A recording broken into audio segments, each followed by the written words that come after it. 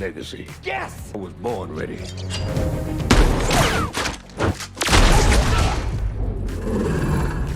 The Blade reboot has become one of Marvel's most puzzling projects.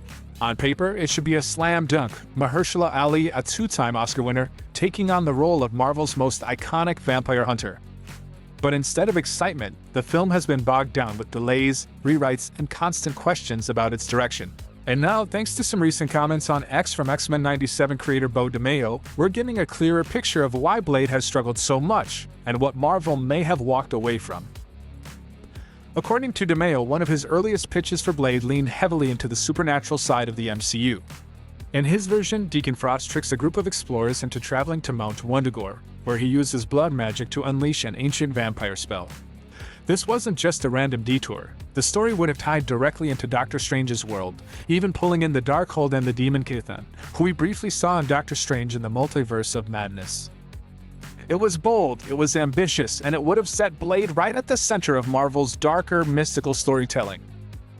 Kevin Feige apparently even liked the idea, comparing Blade's uneasy relationship with magic to Indiana Jones' hatred of snakes, something he can't stand, yet constantly encounters.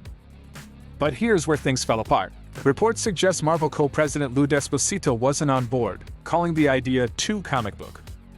And Mahershala Ali himself wasn't comfortable with Blade being surrounded by so much mystical energy. He felt it didn't quite fit the tone he wanted for the character. Because of that pushback, the magical approach was dropped, and the script went in another direction. DeMayo also shed light on Marvel's internal process, and let's just say it doesn't sound very smooth.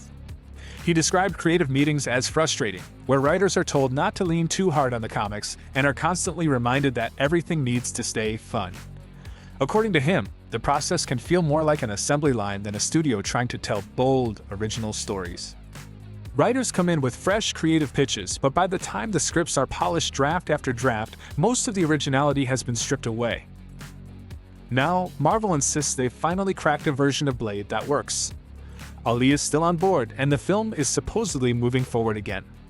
But after years of setbacks, fans are left wondering if the final product will live up to expectations, or if the safer approach will water down what could have been one of the MCU's boldest films. So here's the question for you. Should Blade embrace Marvel's darker supernatural side, diving headfirst into blood magic, ancient curses, and Chthon-level threats? Or should it keep things more grounded, with Blade as a street-level vampire hunter operating in the shadows? And do you think Ali's hesitation about tone is helping the film stay focused, or is Marvel missing out on something huge by shelving DeMayo's mystical vision? Drop your thoughts in the comments. I want to hear where you stand.